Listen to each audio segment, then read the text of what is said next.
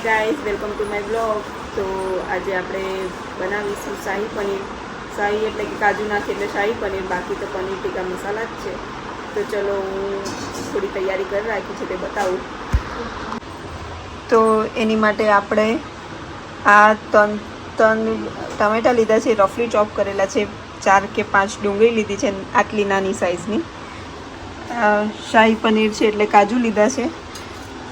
લસણ અડધો ઇંચ આદું હતું, મરી, લવિંગ, તજ, લાલ મરચું, બાદિયા અને તેજપત્તા.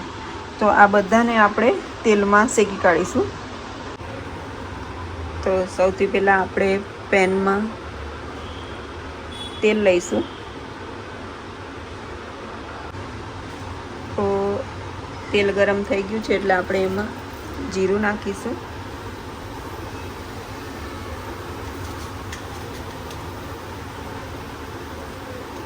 જે આપણે મસાલા લીધા હતા એ, તેજપત્તા, તજ,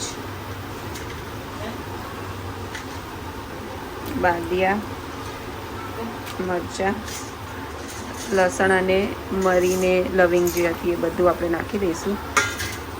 આદુના ટુકડા બી. બરાબર. આ થોડું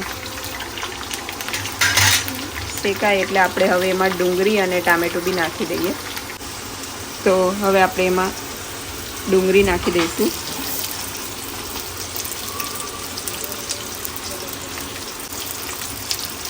જો એક હાથે ફોન પકડ્યો છે ને એક હાથથી નાખું છું ને એટલે વાર લાગે છે.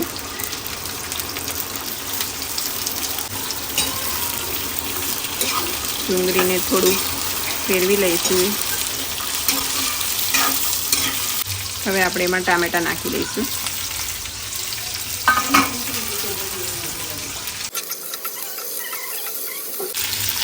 આપણે આને ખાલી ટામેટાં થોડાક ગળી જાય ને ત્યાં સુધી જ શેકાવા દેવાનું છે, એટલે થોડા છોડા નીકળી જાય ત્યાં સુધી, કેમ કે આપણે આને બધાને ગ્રાઇન્ડ કરવાનું છે. તો આપણે ઢાંકીને એને થોડું શેકાવા દઈશું એટલે જલ્દીથી થઈ જશે. તો 2 થી 3 મિનિટમાં જો આવી રીતે ટામેટાના છોડા અલગ થાય એવું આપણે ત્યાં સુધી શેકીશું. આવી રીતે નીકળી જાય ને ત્યાં સુધી. આ છે ને જો બરાબર. હવે આપણે ગેસની ફ્લેમને બંધ કરી દઈશું અને આને ઠંડુ પડવા દઈશું. આ ઠંડુ પડે ત્યાં સુધી આપણે પનીરને કટ કરી દઈએ અને એને પણ ફ્રાય કરી દઈએ. તો આપણે આને ઠંડુ કરવા મૂકી દીધું છે. ઠંડુ થાય એટલે આપણે આને ગ્રાઇન્ડ કરી દઈશું. પનીર મસાલા છે તો પનીર તો આપણે અમૂલનું જ વાપરીશું. તો હવે આને આપણે ખોલી કટ કરીને ફ્રાય કરી દઈએ. તો આટલો પનીરનો ટુકડો આપણે રહેવા દેવાનો કે છેલ્લે સર્વિંગ ટાઈમે ગ્રેટ કરીને નાખવાનું. બાકી આપણે પનીરના પીસીસ કરી દઈએ છીએ.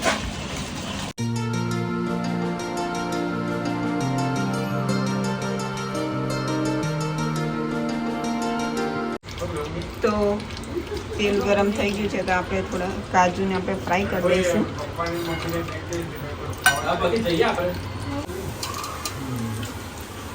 તો કાજુને થોડા ફ્રાય કરી દેવાના છે. તો કાજુ આવી રીતે ફ્રાય કરી દેવાના.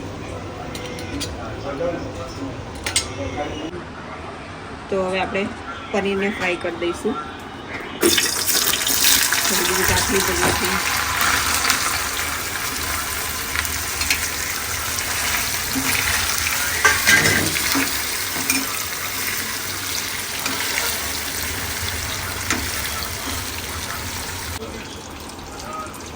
તો પનીરને આપણે કાઢી લઈશું અને ડાયરેક્ટ એને ઠંડા પાણીમાં કાઢવાનું, જેથી પનીરની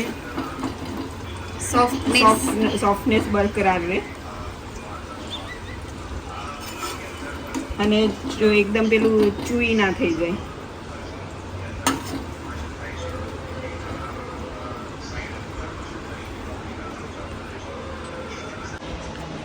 તો આ હવે ઠંડુ થઈ ગયું છે, તો આપણે મિક્સીમાં એને પીસી કાઢીશું. એમાંથી ખાલી આપણે તેજપત્તા જ કાઢી લીધા છે, તો એક સામટું આપણે નહીં પીસીએ અને 2 વારમાં પીસીશું, એટલે થોડુંક જ રાખ્યું છે.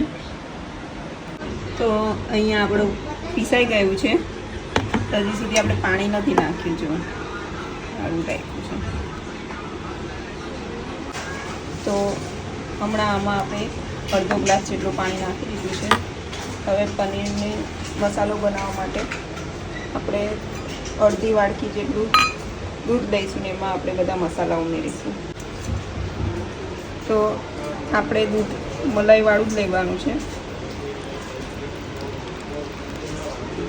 એટલે બધા ક્રીમ નાખે એના બદલે આપણે મલાઈવાળું દૂધ અડધી વાડકી લઈશું ને એમાં હવે મસાલા બધા નાખી દઈશું. તો આમાં આપણે જે માર્કેટમાં મળે છે એ પનીરનો મસાલો લઈ લીધો છે અને એને મલાઈવાળા દૂધમાં મિક્સ કરી દીધેલો છે.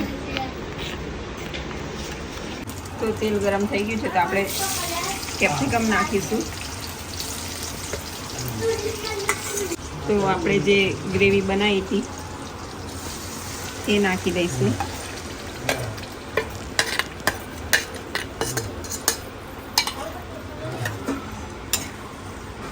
હવે આપણે એમાં હળદર નાખીશું, ગરમ મસાલો જે રેગ્યુલર આપણે ઘરે વાપરતા હોઈએ, ધાણા જીરું પાવડર, કૂંઠી મરચું થોડું વધારે જ નાખીશું તો કલર સારો આવે.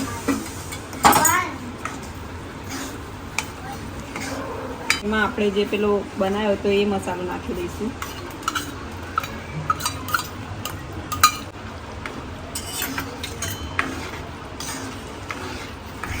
તો લાસ્ટમાં આપણે સ્વાદ અનુસાર મીઠું નાખી દઈશું. તો આપણે ગ્રેવીને ત્યાં સુધી પકાવવાની છે જ્યાં સુધી એનું તેલ છૂટું ના પડી જાય. એના પછી આપણે પનીરને બધું નાખીશું. તો ધીમે ધીમે મસાલાએ તેલ છોડવાનું ચાલુ કરી દીધું છે, એટલે ગ્રેવી પકાવવા લાગી છે.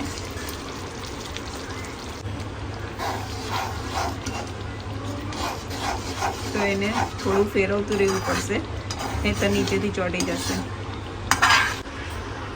તો બરાબર મસાલો પાકી ગયો છે, જો બધી બાજુથી તેલ મસાલાએ છોડી દીધું છે. તો હવે આપણે જે પનીર આપણે જે ફ્રાય કરી રાખ્યું હતું એ નાખીશું.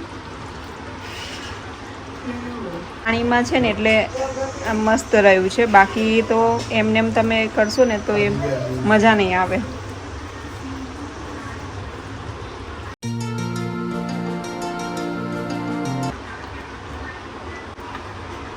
હવે પનીર ઉમેર્યા પછી આપણે એને 1 કે અડધો મિનિટ જેટલું જ ઉપર રાખવાનું, કેમ કે આપણે ઓલરેડી ગ્રેવીને તો સારી રીતે પાકી જ ગઈ છે, એટલે કે ચડી જ ગઈ છે.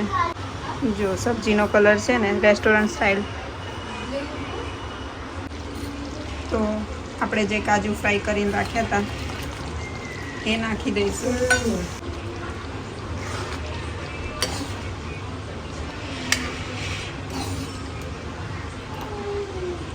પનીર બની ગયું છે, તો આપણે જે પહેલાં સ્ટાર્ટિંગમાં ટુકડો રાખ્યો હતો એને હવે આપણે ગ્રેટ કરી દઈશું.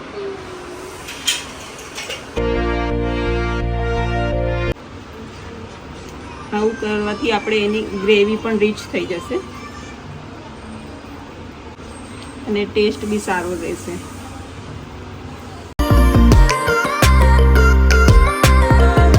હવે આપણે એને ફેરવી લઈશું.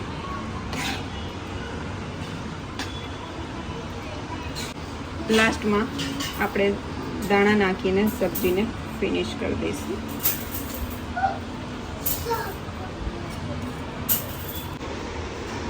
તો આપણી તૈયાર થઈ ગઈ છે પનીર મસાલા સબ્જી.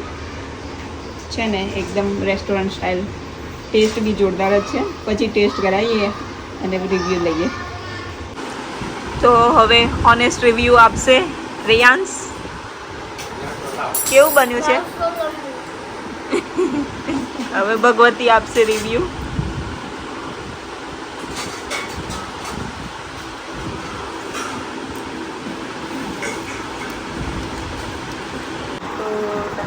રેસીપી કેવી લાગી છે તે જરૂરથી જણાવજો. અને બ્લોગ ગમ્યો હોય તો લાઈક શેર અને સબસ્ક્રાઈબ જરૂર કરી દેજો મારી ચેનલને.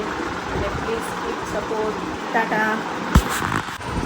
મારી માસીના બ્લોગમાં લાઈક શેર સબસ્ક્રાઈબ બે લાઈક બટન